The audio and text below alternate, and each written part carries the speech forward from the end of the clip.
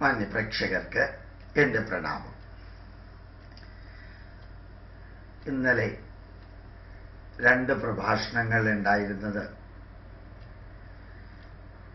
അവിസ്മരണീയമായ അനുഭവങ്ങളുടെ പരമ്പരകളായിരുന്നു. രാവിലെ ചേർത്തലയ്ക്കടുത്ത് കണ്ടമംഗലം രാജരാജേശ്വരി ക്ഷേത്രത്തിലെ പ്രതിഷ്ഠ, നവീകരണം തുടങ്ങിയ ധന്യമായ കാര്യങ്ങൾ അതിൽ പങ്കെടുക്കാൻ സാധിച്ചു. അങ്ങനെ ഒരു ക്ഷേത്രത്തിൻ്റെ പുനഃപ്രതിഷ്ഠയും അല്ലെങ്കിൽ പ്രതിഷ്ഠയും യൂട്യൂബിലൂടെ ഇങ്ങനെ പറയേണ്ട അത്രയും പ്രാധാന്യമുള്ള ഒരു കാര്യമാണെന്ന് തോന്നുന്നില്ല. എങ്കിലും ഇവിടെ ഇത് പറയാൻ കാരണം ഏതാണ്ട് 1 ലക്ഷത്തിലധികം ജനങ്ങൾ ഒരു വർക്കിംഗ് ഡേ, അതിലും പൂർണ്ണമായിട്ടും മധ്യവയസ്കര്, ഒരു 90% മധ്യവയസ്കര്, അതിലേതാണ്ട് 60-65% യുവാക്കള്, അങ്ങനെ തികച്ചും അപ്രതീക്ഷിതമായിട്ടുള്ള ഹൈന്ദവ ജനസമൂഹം ആ ക്ഷേത്രത്തിൻ്റെ പുനഃപ്രതിഷ്ഠയിൽ രാവിലെ മുതൽക്ക് വൈകുന്നേരം വരെ ക്ഷേത്രത്തിൽ വന്നുകൊണ്ടേയിരുന്നു.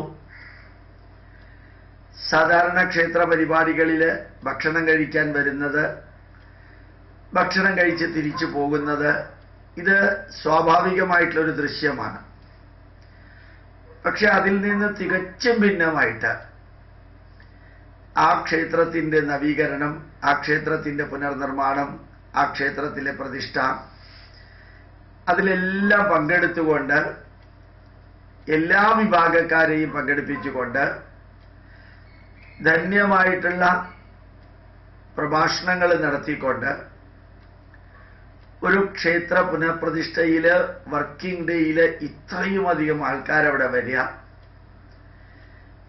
യഥാർത്ഥത്തിൽ ഒരിക്കലും സംഭവിക്കാത്ത വിധത്തിൽ അവിടുത്തെ പരിപാടിയിൽ സംഭവിച്ചു. മിനിഞ്ഞാന്നത്തെ മാതൃഭൂമി പത്രത്തിൽ എൻ്റെ പ്രഭാഷണം വൈകുന്നേരം 6:30 മണിക്കാണെന്ന് കൊടുത്തിരുന്നു. ഇന്നലത്തെ മലയാള മനോരമയിലും എൻ്റെ പ്രഭാഷണം വൈകുന്നേരം 6:30 മണിക്കാണെന്ന് കൊടുത്തിരുന്നു. പക്ഷേ 6 മണിക്ക് ആലപ്പുഴയിലെ അമ്പലപ്പുഴ ശ്രീകൃഷ്ണസ്വാമി ക്ഷേത്രത്തിലെ പ്രഭാഷണമുണ്ട് എന്നുള്ളത് കൊണ്ട് ഒരിക്കലും ചേർത്തലയിലെത്താൻ പറ്റില്ല എന്ന് അറിയിച്ചിരുന്നു. അവർ തന്നെ സമ്മതിച്ചതനുസരിച്ച് 11 മണിക്കായിരുന്നു പ്രഭാഷണം വെച്ചത്. 2 മേജർ പത്രങ്ങളിലെ സപ്ലിമെന്റിൽ വൈകുന്നേരം 6:30 മണിക്കാണ് പ്രഭാഷണം എന്ന് വെച്ചിരുന്നെങ്കിലും SMS വഴിക്ക് 11:30 മണിക്കാണ് പ്രഭാഷണം എന്ന് അറിയിച്ചിരുന്നു. 11:15 പ്രഭാഷണം തുടങ്ങി. ഇത് ഞാൻ നിങ്ങളോട് പറയുമ്പോൾ ഇതെല്ലാം വലിയൊരു കാര്യമല്ല, നല്ലോണം എനിക്കറിയാം. പിന്നെ എന്തിനാ ഇത് അപ്ലോഡ് ചെയ്യുന്നത്? അടുത്ത 2-3 വരികൾ പറയാനാണ്. ആ 11:15 ഏതാണ്ട് 5000 പേർക്ക് ഇരിക്കാവുന്ന സദസ്സില്, കസേരകളിട്ടിരിക്കുന്ന സദസ്സില്, കസേര 11:15 ഫുള്ളായിരുന്നു. അത്ര തന്നെ വ്യക്തികൾ ശ്രദ്ധയോടുകൂടി ആ ഹാളിന് പുറത്ത് കസേര ഇല്ലാത്തത് കൊണ്ട് നിൽക്കുന്നുണ്ടായിരുന്നു. പിന്നെ വെയില് കൊള്ളാതിരിക്കാൻ മാറി മരത്തണലിലും ക്ഷേത്രത്തിന്റെ മുമ്പിലും ആയിരക്കണക്കിന് ശ്രദ്ധയോടെ നിൽക്കുന്ന വ്യക്തികളെ കാണാൻ സാധിച്ചു. യഥാർത്ഥത്തില് പുന്നപ്രയും വയലാറും നിൽക്കുന്ന പ്രദേശത്തായിരുന്നു ഇന്നലത്തെ 2 പ്രഭാഷണം. വയലാറിന്റെ അടുത്ത് ചേർത്തലയിലും പുന്നപ്രയുടെ അടുത്ത് അമ്പലപ്പുഴ ശ്രീകൃഷ്ണസ്വാമി ക്ഷേത്രത്തിലും. അതിൽ ചേർത്തലയിൽ വന്ന ഈ 10,000 വ്യക്തികൾ നിന്ന് ശ്രദ്ധയോടുകൂടി 1.5 മണിക്കൂർ ഈ പ്രഭാഷണം കേട്ട് നമ്മൾ ടൈം കൊടുത്തിരുന്നതിൽ നിന്ന്, പത്രമാധ്യമങ്ങളിൽ വന്ന ടൈമിൽ നിന്ന് തികച്ചും ഭിന്നമായ സമയം ടൈം മൊബൈൽ ഫോൺ വഴിക്ക് അറിയിച്ചിരുന്ന 11:30 എന്നുള്ളത് എത്തുന്നതിന് മുമ്പ് 11 മണിക്ക് തന്നെ ഹാള് മുഴുവനും ഫുള്ളായിട്ട് പുറത്തെ ആൾക്കാർ നിൽക്കുന്ന അവസ്ഥ. 11:10 ബിഫോർ ടൈം ക്ലാസ് തുടങ്ങാൻ സാധിച്ച അവസ്ഥ. ആ ക്ഷേത്രത്തിലെ എല്ലാ കാര്യങ്ങളും കണ്ടപ്പോൾ അത്ഭുതം തോന്നി. അവിടെ കുറച്ചു പേര് എന്നോട് പറയുന്നുണ്ടായിരുന്നു, ശരിയോ തെറ്റോ എന്ന് എനിക്ക് അറിഞ്ഞുകൂടാ, പുതിയ കമ്മിറ്റി ക്ഷേത്ര ഭാരവാഹിത്വം ഏറ്റെടുത്ത് 3 കോടി രൂപ ചെലവഴിച്ച് 15 മാസം കൊണ്ടാണ് ഈ സമുജ്വലമായിട്ടുള്ള ഈ ക്ഷേത്ര പുനർനിർമ്മാണം നടത്തിയത്. ഈ 15 മാസത്തിന്റെ ഇടയ്ക്കാണ് 500-ന്റെയും 1000-ന്റെയും നോട്ടുകൾ പിൻവലിച്ചതും സാമ്പത്തികമായിട്ട് ഉണ്ടാവാൻ സാധ്യതയുള്ള എല്ലാ ക്രൈസിസും അഭിമുഖീകരിച്ചുകൊണ്ട് ആ ക്ഷേത്ര പുനർനിർമ്മാണം നടത്തി. അതിനു മുമ്പ്, പുതിയ കമ്മിറ്റി വരുന്നതിന് മുമ്പ് ആ ക്ഷേത്രം ഭരിച്ചിരുന്നത് അത്രയും ക്ഷേത്രത്തോട് വലിയ അഭികാമ്യമുള്ള വിഭാഗം ജനതയല്ല. പലപ്പോഴും ആ ക്ഷേത്രത്തിലെ സമ്പത്തിന്റെ ഒരു ഭാഗം ചില പാർട്ടി സംഘടനകൾക്ക് വരെ പോയിക്കൊണ്ടിരുന്നു.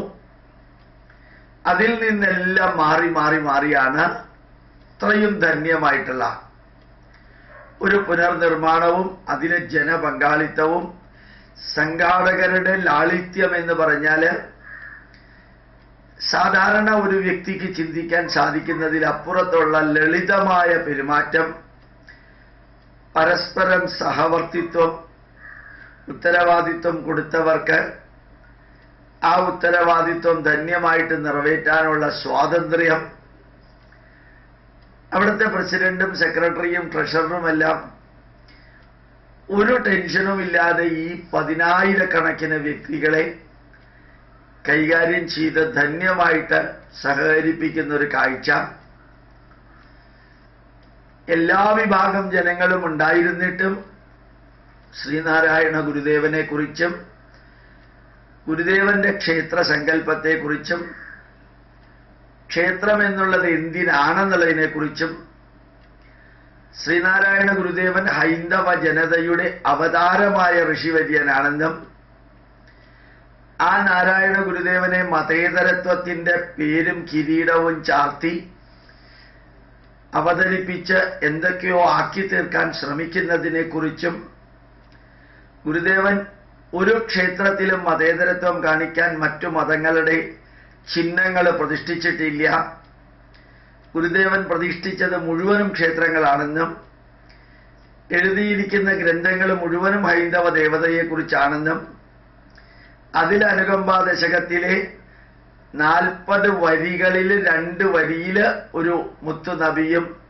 ഈശ്വരപുത്രനും എന്ന 2 വാക്കുകൾ ഉണ്ടെന്നുള്ളതല്ലാതെ വേറൊന്നും മതേതരത്വം ഇപ്പൊ പറയുന്ന മാതിരിയുള്ളവര് പറയുന്നത് ഗുരുദേവൻ ചെയ്തിട്ടില്ലെന്നും ചെങ്ങന്നൂർ മുതൽക്ക് കളിയിക്കാവള വരെ മതം മാറിപ്പോയ ഈഴവരെ തിരിച്ചു കൊണ്ടുവന്നു എന്നും ജഗന്നാഥ ക്ഷേത്രത്തിൽ ഇവിടെ ക്ഷേത്രം ആവശ്യമില്ല എന്ന് പ്രഖ്യാപിച്ച പുരോഗമനവാദിക്കാരായ തീയരോട് ക്ഷേത്രത്തെ ഉണ്ടാക്കിക്കൊള്ളുമെന്നും വേദം പുലയരെ പഠിപ്പിച്ച് അവരുടെ കയ്യിൽ പൂർണ്ണകുംഭം കൊടുത്തിട്ടാണ് രവീന്ദ്രനാഥ ടാഗോറിനും മഹാത്മാഗാന്ധിക്കും വർക്കല ശിവഗിരിയിൽ സ്വീകരണം കൊടുത്തതെന്നും എല്ലാം പോയിന്റ് ബൈ പോയിന്റ് ആയിട്ട് വിവരിച്ച് എന്നിട്ട് അവരുടെ അടുത്ത് ഞാൻ പറഞ്ഞു, ഇത്രയും ധന്യമായ കാര്യങ്ങൾ പറയാൻ ഈ സമയപരിമിതി പോരാ. 12:45 തിലോത്തമൻ എന്ന മന്ത്രിയും പിന്നെ വെള്ളാപ്പള്ളി നടേശനും ബാക്കി സ്വാമിമാരും എല്ലാം പങ്കെടുക്കുന്ന പ്രോഗ്രാമുകൾ ഉള്ളതുകൊണ്ട് പരിമിതമായ അനുവദിച്ചിരിക്കുന്ന സമയത്തിനുള്ളിൽ ഇത് പറയുകയാണ്. ഇനി ഞാൻ വീണ്ടും വന്നിത് വിവരിച്ചു കൊള്ളാമെന്ന് പറഞ്ഞു. ധന്യമായിട്ടുള്ളൊരു അനുഭവത്തിലൂടെയാണ് ഇറങ്ങി വന്നത്. അവിടെ ഏതെങ്കിലും വിധത്തിൽ എനിക്കൊരു നെഗറ്റീവ് കാണാൻ സാധിച്ചിട്ടുണ്ടെങ്കിൽ ഒരെണ്ണം പോലും ഇല്ല. ഒരു തോന്നൽ മാത്രം ഉണ്ടായി. നമ്മുടെ കേരളത്തിലെ പൊതുവെ ആശ്രമങ്ങളില് സ്വാമിമാര് അവരുടെ മുഖത്തൊരു ചിരിയോ സന്തോഷമോ ഒരിക്കലും കാണാറില്ല. അതുപോലെ തന്നെയാണ് വർക്കല ശിവഗിരിയിൽ നിന്ന് വന്ന പ്രകാശാനന്ദ സ്വാമി ഉൾപ്പെടെ ധന്യരായ ആത്മീയ നേതാക്കന്മാരുണ്ടായിരുന്നു. അവരുടെ മുമ്പിൽ കൈകൂപ്പി നിൽക്കുമ്പോഴും അവരുടെ മുഖത്തൊരു ചിരി ഒരാളുടെയും കണ്ടില്ല. ഭഗവത്ഗീതയിൽ ശ്രീകൃഷ്ണൻ പറയുന്ന വരി പ്രസാദേ സർവദുഃഖാനാം ഹാനിരസ്യോപജായതേ. പ്രസാദാത്മകമായിട്ടുള്ള ഒരു മുഖം സാധാരണക്കാർക്ക് പോലും വേണമെന്ന് ഭഗവാൻ കൃഷ്ണൻ പറയുന്നു. ഇത് സന്യാസിമാർക്ക് പോലും ഇല്ല. ഏതോ ഒരു സീരിയസ് ആയിട്ട് ആവശ്യമില്ലാത്ത ഒരു സീരിയസ്നെസ് മുഖത്ത് വെച്ചുകൊണ്ട് നിൽക്കുന്ന ആ മുഖം. പക്ഷേ ആ ക്ഷേത്ര ഭാരവാഹികളുടെ മുഖത്ത്, ആ ക്ഷേത്രത്തിൽ തൊഴാൻ വന്ന 10,000-കണക്കിന് യുവാക്കളുടെയും യുവതികളുടെയും മധ്യവയസ്കരുടെയും കുറച്ച് പ്രായമായവരുടെയും മുഖത്ത്, ഭക്ഷണത്തിന് 1,00,000 പേര് പങ്കെടുക്കുന്ന അന്നദാനത്തിൽ ക്യൂ നിൽക്കുന്നവരുടെ മുഖത്ത് പോലും കാണാൻ സാധിച്ച സന്തോഷം നമ്പൂതിരിമാരോ ബ്രാഹ്മണ വിഭാഗത്തിൽ പെടുന്നവരെന്ന് പറയുന്നവരോ അല്ലാത്ത തന്ത്രിമാര് പ്രതിഷ്ഠാകർമ്മം നടത്തുമ്പോൾ അവരുടെ മുഖത്ത് കണ്ട സന്തോഷം, അവിടെ എല്ലായിടത്തും സന്തോഷമായിരുന്നു, സംതൃപ്തിയായിരുന്നു. നാരായണ ഗുരുദേവനെ കുറിച്ച് ഇങ്ങനെയെല്ലാം വിവരിച്ചു കഴിഞ്ഞപ്പോ ഭാരവാഹികളിൽ ചിലര് പറയുകയുണ്ടായിരുന്നു, ഈ സത്യമെല്ലാം കേൾക്കാനാണ് സാറിനെ വിളിച്ചത് ഞങ്ങള്. എനിക്കതുകൂടി കേട്ടപ്പോൾ ഒരു അസാധാരണ സംതൃപ്തിയാ തോന്നിയത്. അസാധാരണമായ സംതൃപ്തി. സത്യം എന്താണെന്ന് അറിയിക്കാൻ ആണ് ഞാനിവിടെ വന്നതെന്നും ഇതില് ഒരു രാഷ്ട്രീയ പാർട്ടിയോടോ ഒരു മതത്തോടോ എനിക്ക് എതിർപ്പോ അല്ലെങ്കിൽ അവരോട് എനിക്ക് പ്രതിഷേധമോ ഇല്ല. ഇല്ലാത്ത പലതും ഉണ്ടെന്ന് പറഞ്ഞ് ശ്രീനാരായണ ഗുരുദേവനെ വേറൊരു രീതിയിലാക്കി തീർക്കാൻ ശ്രമിക്കുന്നതിന് വസ്തുത എന്താണെന്ന് അറിയിക്കലാണ്. ആ ഗുരുദേവനാണ് കേരളത്തെ നമ്മുടെ ആരാധ്യനായ മുഖ്യമന്ത്രി പറഞ്ഞ പോലെ മനുഷ്യാലയമാക്കിയത് എന്നുള്ളത് തെറ്റാണ്. ശ്രീനാരായണ ഗുരുദേവനാണ് ഭ്രാന്താലയത്തെ ദേവാലയമാക്കിയത്. ഇതുപോലെയുള്ള ക്ഷേത്രങ്ങൾ വരാൻ കാരണം ശ്രീനാരായണ ഗുരുദേവൻ പറഞ്ഞ ക്ഷേത്രത്തിന്റെ ചൈതന്യത്തിന്റെ ആവേശം ഉൾക്കൊണ്ടാണ് ഇതിനെ മനുഷ്യാലയത്തെക്കാൾ ഉപരി ദേവാലയമാക്കിയത്.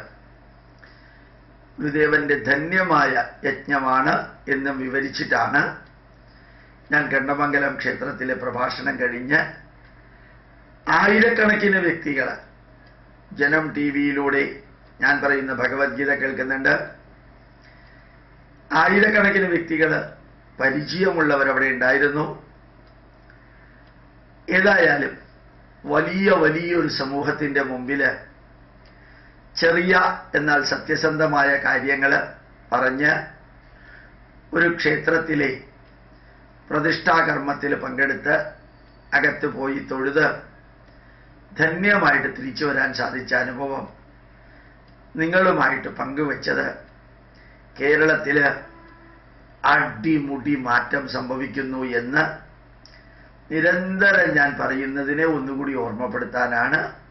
അഭിമാനിക്കാൻ പാകത്തിന് ഹൈന്ദവ ജനതയ്ക്ക് ഞാനൊരു ഹിന്ദുവാണെന്ന് ഉറക്കെ പറയാൻ പാകത്തിനുള്ള കാര്യങ്ങൾ, ഒരു വശത്ത് ക്രിസ്ത്യാനികളുടെ മതപരിവർത്തനവും മറ്റൊരു വശത്ത് മുസ്ലിങ്ങളുടെ ലവ് ജിഹാദും ഇസ്ലാമികവൽക്കരണവും, മൂന്നാമതൊരിടത്ത് യുക്തിവാദികളുടെ ഹൈന്ദവ വേട്ട പോലെയുള്ള നിരാകരണവും നിഷേധാത്മകതയും, നാലാമത്തെ ഒരിടത്ത് കമ്മ്യൂണിസ്റ്റ് പാർട്ടികളുടെ പ്രത്യേകിച്ച് മാർക്സിസ്റ്റ് പാർട്ടിയുടെ ശക്തമായിട്ടുള്ള നിഷേധാത്മകമായിട്ടുള്ള എതിർപ്പും അതിജീവിച്ച് ഹൈന്ദവ ജനത അഭിമാനത്തോടുകൂടി ഹൈന്ദവ കർമ്മങ്ങൾ അനുഷ്ഠിക്കാനും ഹൈന്ദവരാണെന്ന് ചിന്തിക്കാനും അഭിമാനിക്കാനും തുടങ്ങുന്ന ഒരു വലിയ മാറ്റം കൺമുമ്പിൽ കാണുമ്പോൾ അത് നിങ്ങളെ അറിയിക്കാതിരുന്നാൽ സത്യത്തിൻ്റെ മുഖം നോക്കിയിട്ട് സത്യത്തെ തമസ്കരിക്കുകയാണ് എന്ന കുറ്റപ്പെടുത്തൽ എൻ്റെ മനസാക്ഷി എന്നോട് ചെയ്യാതിരിക്കാൻ ഞാൻ നിങ്ങളോട് ഇതെല്ലാം വിവരിച്ചതാണ്. പ്രണാമം, നമസ്കാരം.